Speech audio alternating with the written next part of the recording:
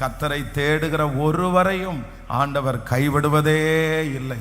அவரோட செலவு பண்ணுகிற நேரங்கள் நம்முடைய வாழ்க்கையில் மிகவும் ஆசீர்வாதமானது. அவருடைய வார்த்தையை பற்றி பிடிக்கிறவர்கள் அவர்கள் பாக்கியவான்கள். ஆமேன். வேதத்தில் நம்ம வாசிக்கும் போது சில விதைகள் ஆண்டவர் இந்த விதைகளுக்கு மார்க் எழுதின சுவிசேஷம் 4ஆம் அதிகாரத்தினுடைய 8வது வசனத்தை வாசிக்கும் போது சில விதை நல்ல நிலத்தில், அப்படியே 4வது வசனத்திலிருந்து வாசிக்கலாமா? மார்க் எழுதின சுவிசேஷம் 4ஆம் அதிகாரம் 5வது வசனத்திலிருந்து, அவன் விதைக்கையில் சில விதைகள் வழி அருகே விழுந்தது, ஆகாயத்து பறவைகள் வந்து அதை பட்சித்து போட்டது. சில விதைகள் மண்ணில்லாத கற்பாறையான நிலத்தில் விழுந்தது, அதற்கு ஆழமாய் மண் இல்லாததினாலே சீக்கிரத்தில் முளைத்து வெயில் ஏறின போதோ ஆமீன் தீயாய் போய் வேறில்லாமையால் உலர்ந்து போயிற்று.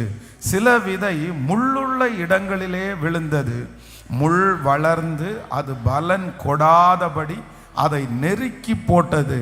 சில விதை நல்ல நிலத்தில் விழுந்தது, ஓங்கி வளருகிற பயிராகி ஒன்று 30, ஒன்று 60, ஒன்று 100 பலன் தந்தது. ஆண்டவருடைய பிள்ளைகளே, இந்த இடத்துல ஆண்டவர் இந்த விதை அப்படின்றத எதற்கு ஆண்டவர் ஒப்புமையா வச்சிருக்கிறார்னா, நமக்கு எல்லாருக்கும் தெரியும், வசனத்திற்கு ஆண்டவர் ஒப்புமையாய் வைத்திருக்கிறார். அப்போ இந்த வசனம் ஒரு நல்ல நிலத்தில் விதைக்கப்படும் போது வேதம் சொல்லுகிறது, அந்த நல்ல நிலத்திலே விழுந்த விதை ஒன்று 30, ஒன்று 60, ஒன்று 100 பலன் கொடுத்தது நல்ல நிலத்தில். அப்போ நம்ம இந்த 100 நாட்களில் ஆண்டவர் அவருடைய வசனமாகிய விதையை விதைத்து கொண்டே இருக்கிறார். ஆனால் இந்த விதை என்ன பண்ணணும் அப்படின்னு சொன்னால், ஒரு நல்ல நிலத்தில் இது விதைக்கப்படணும். நல்ல நிலத்தில் இது விதைக்கப்படுமானால் இந்த வார்த்தைகள் ஒன்று கூட தரையிலே விழுவதே இல்லை. அதனால நம்ம எல்லாரும் என்ன நிலமா இருக்கணும்னா, நல்ல நிலமா இருக்கணும். இந்த இந்த இந்த நிலத்துல விசேஷமாக சில வித்தியாசமான நிலங்களை குறித்து வேதம் சொல்லுது. நம்ம கொஞ்சம் இதை கண்டிப்பா ஆராய்ஞ்சு பார்க்கணும். இந்த நிலமாய் நம்ம ஒரு நாளும் இருந்துடக்கூடாது. ஃபர்ஸ்ட் வேதம் சொல்லுது, இந்த விதை எப்படி இருந்துச்சாமா, விதைக்கையில் சில விதை வழி அருகே விழுந்தது. சில விதை வழி அருகே விழுந்தது. அப்போ இந்த வழி அருகே விழுந்த விதை அப்படின்னு சொல்றது, இப்ப பாருங்க, ஒரு விதைய ஒரு மனுஷன் சுமந்துட்டு வர்றான். அந்த மனுஷன் சுமந்துட்டு வரும்போது இந்த விதையை இன்னும் விதைக்க ஆரம்பிக்கல. ஆனா அவன் கொண்டு வருகிற இடத்துல சில விதைகள் எங்க விதைக்கப்படுது அப்படின்னா, வழி அருகே விதைக்கப்படுகிறது. இந்த வழி அருகே விதைக்கப்பட்ட, அதுக்கு என்ன அர்த்தம் அப்படின்னா, நான் என்ன நம்புறேன் அப்படின்னா, இந்த வழி அப்படின்றது யாருக்கும் சொந்தம் இல்லாத ஒரு இடம்தான் இந்த வழி. அப்போ ஒரு தேவனுடைய பிள்ளையினுடைய வாழ்க்கையிலே ஆண்டவருடைய வார்த்தைகள் எங்க விழுந்துடக்கூடாது அப்படின்னா, சொந்தமே இல்லாத இடத்துல விழுந்துடக்கூடாது. அந்த நிலம் யாருக்கும் சொந்தம் இல்லை. அந்த நிலத்துல யாருமே உரிமை பாராட்ட முடியாது. அப்படின்னா ஆண்டவருடைய பிள்ளைகளாகிய நீங்களும் நானும் நம்முடைய வாழ்க்கையை ஒப்பு கொடுக்காத பட்சத்திலே, ஆண்டவருக்கு உரிமை இல்லாத பட்சத்திலே நமக்கு சொல்லப்படுகிற வார்த்தைகள் நமக்குள்ள விழாது. அப்போ என்ன பண்ணணும் அப்படின்னு சொன்னா, உங்களுடைய வாழ்க்கையிலே உங்களுடைய நிலம் நல்ல நிலமாய் மாறணும்னா, நம்ம யாருக்கு சொந்தமாகணும்னா ஆண்டவருக்கு நம்ம சொந்தமா மாறிடணும். அவருக்கு நம்மேல் உரிமை இருக்கணும். அந்த உரிமையை ஆண்டவருடைய பிள்ளைகளாகிய நீங்க கொடுக்காத பட்சத்துல நமக்கு சொல்லப்படுகிற வாக்கு தத்தங்கள் நிறைவேறாது. அதனால உங்களுடைய வாழ்க்கையை ஆண்டவருக்கு தூரமா இருந்துடக்கூடாது. கர்த்தர் நம்மேல் என்ன பாராட்டணும்னா உரிமை. அதான் அப்பா பிதாவே என்று கூப்பிடக்கூடிய புத்திர சுவிகாரத்தின் ஆவியை ஆண்டவர் நமக்கு தந்திருக்கிறார். நம்ம மேல ஆண்டவருக்கு உரிமை இருக்கணும். அப்ப நம்முடைய வாழ்க்கையை ஆண்டவருக்கு நம்ம முதல்ல ஒப்பு கொடுக்கணும். ஸோ நம்பர் 2, இரண்டாவதாக அந்த விதை எங்க விழுது அப்படின்னு சொன்னா, கற்ப கற்பாறையான சில விதைகள் அதிக மண்ணில்லாத கற்பாறையான நிலத்திலே விழுந்தது. இப்போ இந்த கற்பாறை அப்படின்றதுக்கு என்ன அர்த்தம் அப்படின்னா ரொம்ப கடினம் அப்படின்னு அர்த்தம். அப்படின்னா ஒரு விதையை ஒரு மனுஷன் விதைக்கிறான். நீங்க இந்த பாறைகள் இருக்கிற இடத்துல போய் பார்த்தீங்கன்னா தெரியும். இந்த பாறைகள் இருக்கிற இடத்துல பார்த்தீங்கன்னா இந்த ஜனவரி, பிப்ரவரி, மார்ச் இந்த மாதங்களில் பார்க்கும்போது அந்த பாறை முழுக்க என்னவா இருக்கும் அப்படின்னா அப்படியே பச்சை பசேன்னு இருக்கும். அப்படின்னா புல்லு நிறைய முளைச்சிருக்கும் நிறைய இடங்களில். சில இடங்களில் நம்ம அந்த பாறையை பார்ப்போம், ஆனால் சில இடங்களில் பார்த்தீங்க அப்படின்னா அந்த நிறைய புல்லு முளைச்சிருக்கும். நீங்க அதுக்கு பக்கத்துல போய் இந்த பாறைக்கு இடையில இவ்வளவு மண் இருக்குதா, பாறைக்கு இடையில இவ்வளவு நிலம் இருக்குதான்னு நம்ம பார்ப்போம். ஆனா உங்க கால் வச்சு நீங்க தள்ளுனீங்கன்னு வச்சுக்கோங்களேன், ஒரு பாயை சுருட்டுறது மாதிரி அப்படியே சுருட்டிடலாம்.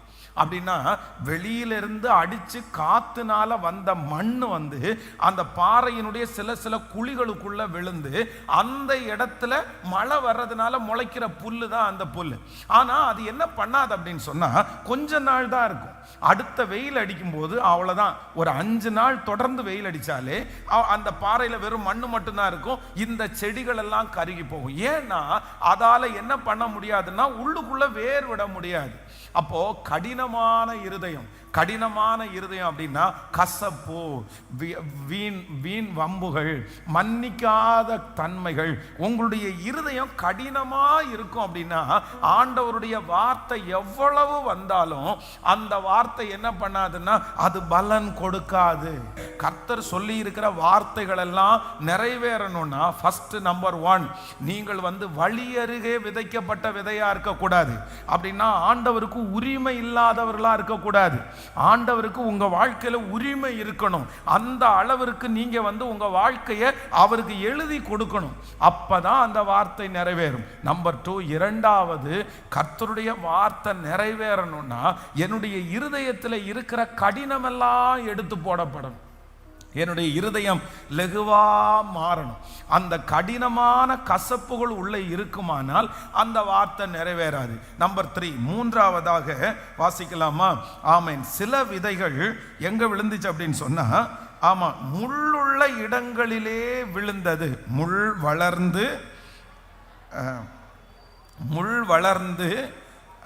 வளர்ந்தது. அது பலன் கொடாதபடி என்ன பண்ணிச்சுன்னா அதை நெருக்கி போட்டுருச்சு. இப்போ இந்த மூன்றாவது ஒரு இடத்துல என்ன விழுது அப்படின்னா விதை விழுது. இது எங்க விழுது அப்படின்னா முள்ளுள்ள இடங்களிலே.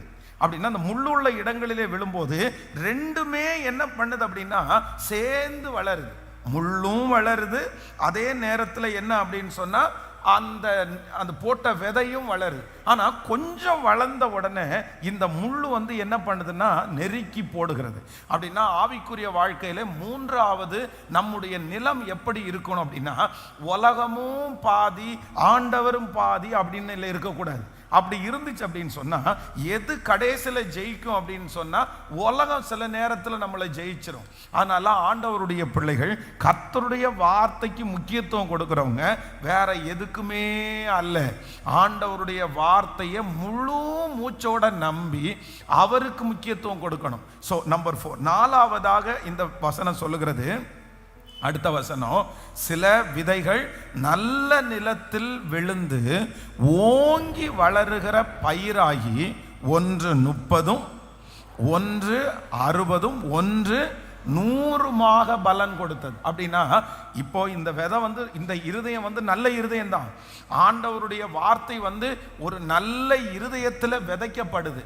ஆனா இங்க ஒரு பெரிய ஒரு காரியம் இருக்குது. என்னன்னா அந்த விதை ஃபர்ஸ்ட் கிளாஸ் விதை, அந்த நிலம் ஃபர்ஸ்ட் கிளாஸ் நிலம்.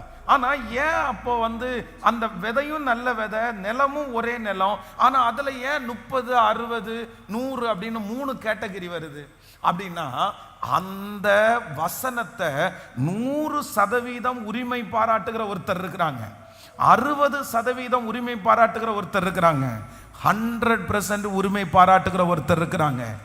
அவரவர் எந்தெந்த அளவினாலே எந்தெந்த விசுவாசத்தினாலே அதை ஏற்றுக்கொள்ளுகிறார்களோ அந்தந்த படி அவர்களுடைய விஷனுக்கு தகுந்தது போல அந்த வார்த்தை அப்படியே நிறைவேறும். நான் என்ன விசுவாசிக்கிறேன் அப்படின்னா, இந்த சத்தத்தை கேட்கிற நம்ம எல்லாருடைய வாழ்க்கையிலையும் ஆண்டவர் சொன்ன இந்த வார்த்தைகள் 100% ஒரு நல்ல நிலத்திலே விழுந்த விதையை போல ஒரு நல்ல அறுவடையை ஆண்டவர் நமக்கு கிருபையாய் நல்ல கரங்களை தட்டி அதற்கு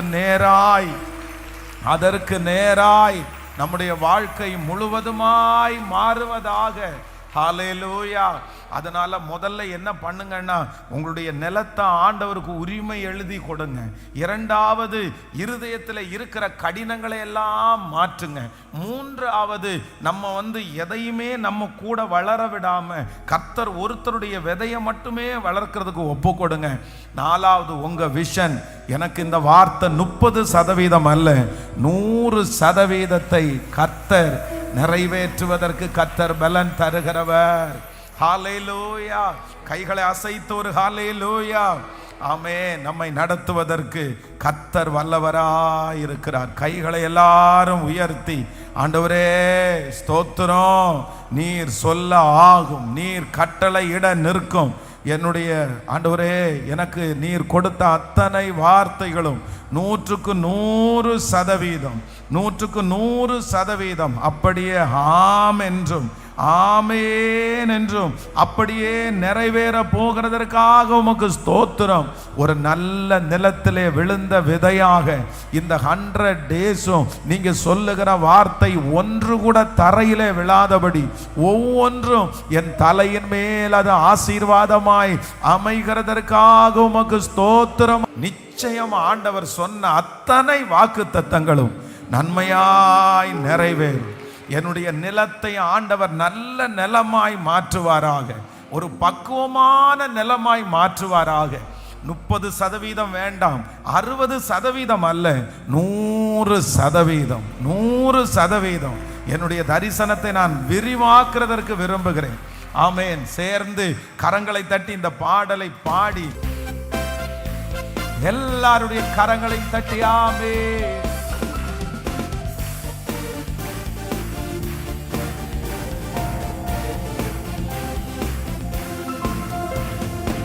ஆகாத காரியம் ஒன்றுமில்லை, ஆகாத காரியம் ஒன்றுமில்லை, ஆகாத காரியம் ஒன்றுமில்லை, எல்லாமே உம்மாலாகும். அல்லேலூயா. எல்லாமே உம்மால பாடுவோம், ஆகும், எல்லாமாகும், உம்மாலைதான் எல்லாமாகும், ஆகும், எல்லாமாகும், உம்மாலைதான் எல்லாமாகும். எனக்கு குறித்ததை நிறைவேற்றி முடிப்பவர் நீரே ஐயா, நீரே. எனக்காக யாவையும் செய்து முடிப்பவர் நீரே ஐயா, நீரே. எனக்கு குறித்ததை நிறைவேற்றி முடிப்பவர் நீரே ஐயா, நீரே. எனக்காக யாவையும் செய்து முடிப்பவர் நீரே ஐயா, நீரே. அப்பா உமக்கு ஸ்தோத்திரம், அன்பே உமக்கு ஸ்தோத்திரம். பாடுவோம், அன்பே உமக்கு ஸ்தோத்திரம். உம்மாலாகாத காரியம் ஒன்றுமில்லை, உம்மாலாகாத காரியம் ஒன்றுமில்லை, உம்மாலாகாத காரியம் ஒன்றுமில்லை, எல்லாமே உம்மாலாகும். ஹல்லேலூயா. எல்லாமே உம்மா. கைகளை மேல தட்டி ஆகும், ஆகும், எல்லாமாகும், உம்மாலேதான் எல்லாமா. விசுவாசத்தோடே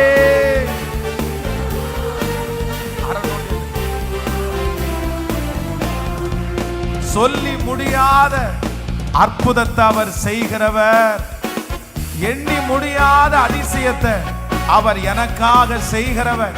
இந்த பாட்டை பாடும்போதே கர்த்தருடைய மகிமை, ஆண்டவர் சொன்னதை செய்யும் அளவும் என்னை கைவிடுவது இல்லை. அப்பா, நீ சொன்ன வார்த்தைகள் எல்லாம் ஒரு நல்ல நிலத்திலே விழுந்த விதையை போல 100 மடங்கு 100 மடங்கு. ஒரு வார்த்தை கூட கீழே விழாது. யாருடைய காதுகளில் எல்லாம் அந்த வார்த்தை கேட்டுச்சோ அத்தனை பேருக்கும் அந்த வார்த்தை அப்படியே நடப்பதாக.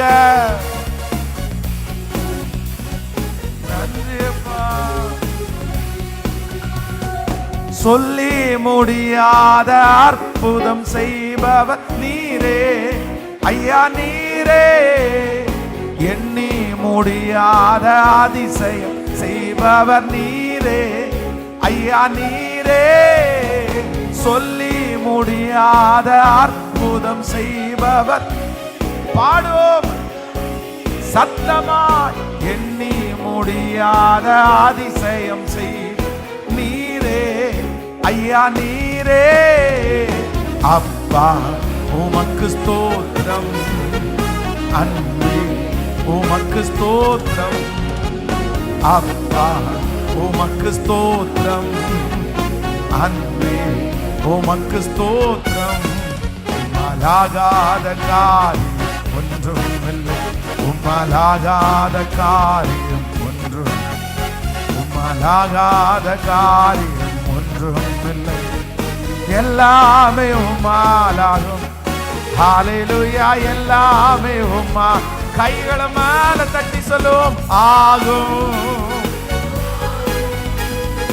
உம்மாலேதான் இயேசுவே. ஹல்லேலூயா.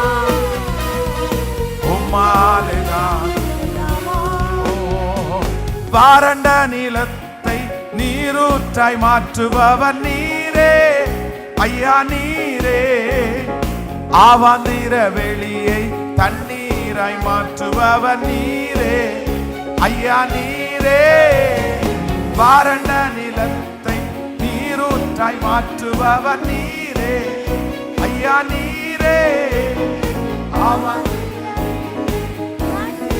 மாற்றுபவர் நீரே ஐயா, நீரே. அப்பா உமக்கு ஸ்தோத்திரம், அன்பே உமக்கு ஸ்தோத்திரம். அப்பா உமக்கு ஸ்தோத்திரம், அன்பே உமக்கு. கைகளமால். உம்மாலாகாத காரியம் ஒன்றும், உம்மாலாகாத காரியம் ஒன்றும், உம்மாலாகாத காரியம் ஒன்றும் இல்லை. எல்லாமே உம்மாலாகும்.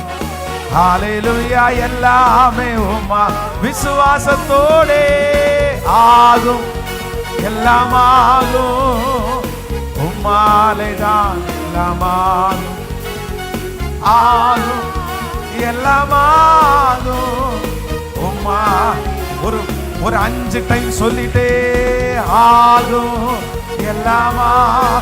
நான் ஜெபித்தது ஆகும், நான் விசுவாசித்தது ஆகும். நீர் எனக்கு குறித்திருக்கிறது ஆகும். நீர் சொன்ன வாக்குத்தத்தம் ஆகும்.